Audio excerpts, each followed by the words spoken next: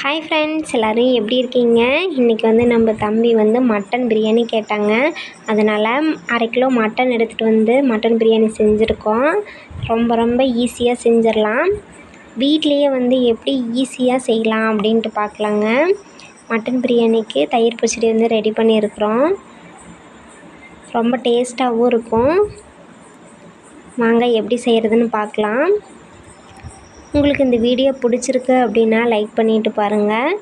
நாங்கள் போடுற வீடியோ உங்களுக்கு யூஸ்ஃபுல்லாக இருக்குது அப்படின்ட்டா சப்ஸ்கிரைப் பண்ணிக்கோங்க.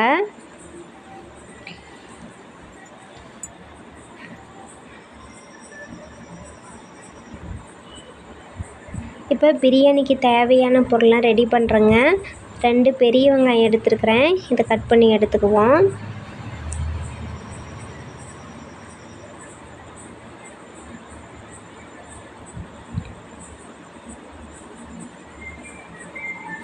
இப்போ பெரிய வெங்காயத்தை கட் பண்ணியாச்சு.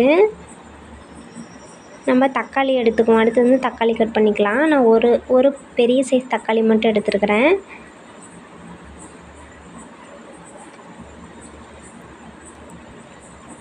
இப்போ 2 பச்சை மிளகாய், 2 காஞ்ச மிளகாய் எடுத்துருக்கிறேன் காரத்துக்கு.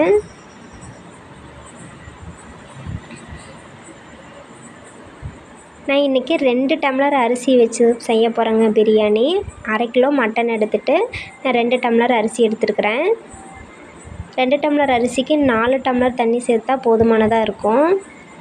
இப்போ பாருங்கள், ஒரு பெரிய சைஸ் தக்காளி எடுத்துருக்கிறேன். அதையும் கட் பண்ணி எடுத்துக்குவோம்.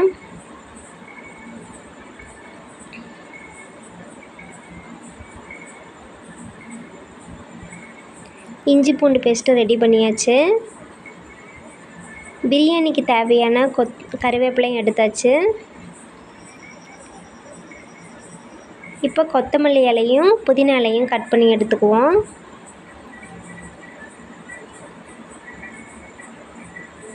நான் கொத்தமல்லி புதினா ரெண்டுமே சேர்த்துருக்குறேங்க. அதுதான் நல்லா பிரியாணிக்கு நல்லா வாசனை கொடுக்கும்.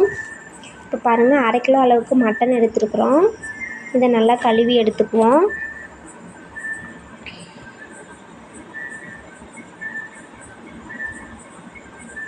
பாருங்கள், நல்லா மட்டனை கழுவியாச்சு.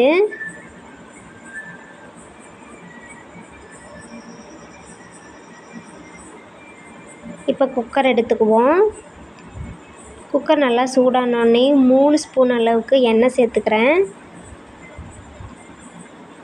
எண்ணெய் சூடான உடனேயும் பாருங்கள், எண்ணெய் நல்லா சூடாயிருச்சு. இப்போ 2 பிரிஞ்சி இலை, அன்னாசிப்பூ, ஏலக்காய், கடல்பாசி எல்லாம் சேர்த்துட்டேன். இது லைட்டாக பொரிஞ்சு வரட்டும். இப்போ கட் பண்ணி வச்சுருக்கிற வெங்காயத்தை சேர்த்துக்கலாம்.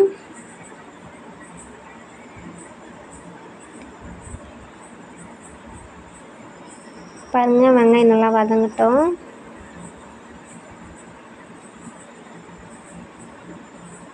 இப்போ மிளகாய் சேர்த்துக்கலாம். அடுத்தது கறிவேப்பிலையும் சேர்த்துக்கலாம். நல்லா கலந்து விட்டுருங்க.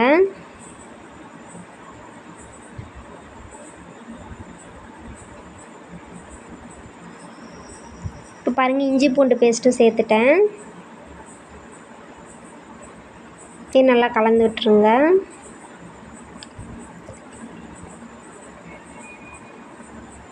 இப்போ கட் பண்ணி வச்சுருக்கிற தக்காளி சேர்த்துக்கலாம்.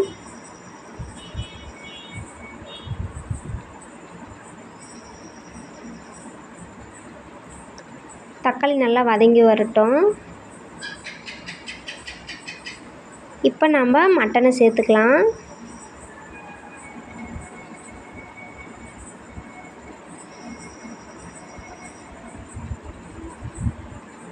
பாருங்கள், மட்டன் நல்லா இது கூட சேர்த்து நல்லா கலந்து விட்டுருங்க.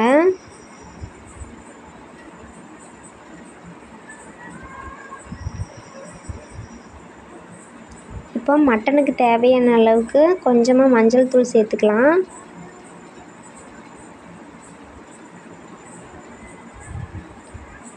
இப்போ மட்டனுக்கு தேவையான உப்பு சேர்த்துட்டேன். இதை நல்லா கலந்து விட்டுருங்க. இப்போ பாருங்கள், இது உப்பு சேர்த்த உடனேமே மட்டன் கொஞ்சம் தண்ணி விடும். அந்த தண்ணியிலே கொஞ்சம் நல்லா இது வெந்து வரட்டுங்க. பாருங்கள் தண்ணியிலே கொஞ்சம் நல்லா சுண்டி வந்துருச்சு. அதுக்கப்புறம் கொத்தமல்லி இலையும் புதினா இலையும் சேர்த்துக்கலாம். இதையும் நல்லா கலந்து விட்டுருங்க.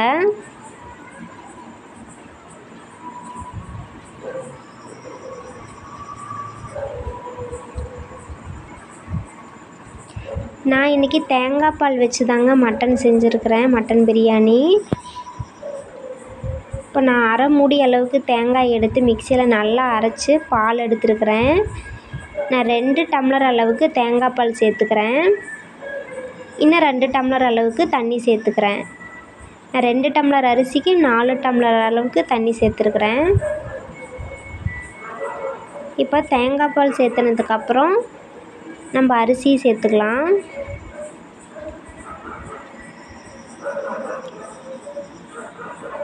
அரிசி சேர்த்துட்டு நல்லா கலந்து விட்டுருங்க ஒரு டைமு.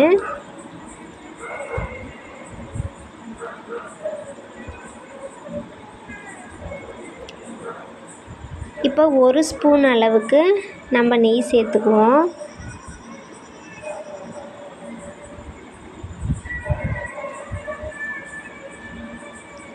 இப்போ பிரியாணிக்கு தேவையான உப்பையும் சேர்த்துக்கிறோம்.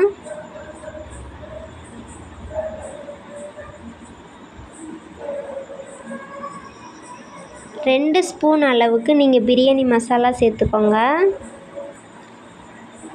பாருங்கள், ஃபுட் கலர் நான் ஆட் பண்ணியிருக்கிறேன். நீங்கள் ஃபுட் கலர் ஆட் பண்ணிக்கோங்க.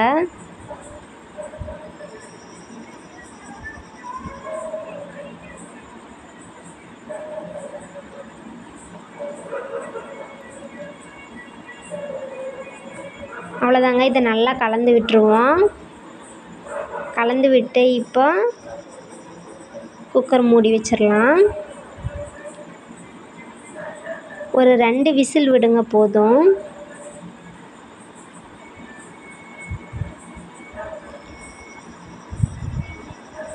பாருங்கள், வீட்லேயே ரொம்ப ஈஸியாக செஞ்சிடலாம். அவ்வளோதாங்க, விசில் வந்துருச்சு. பிரியாணி ரெடி ஆகிடுச்சு. விசில் இறங்கினதுக்கப்புறம் ஓப்பன் பண்ணி பார்க்கலாம். அவ்வளோதாங்க, ரொம்ப கலர்ஃபுல்லான மட்டன் பிரியாணி ரெடி ஆகிடுச்சு.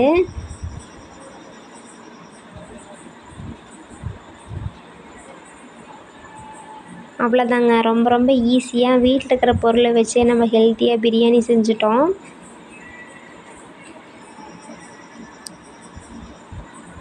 நீங்களும் உங்கள் வீட்டில் செஞ்சு பார்த்துட்டு எப்படி இருக்குன்னு கமெண்ட் பண்ணுங்கள்.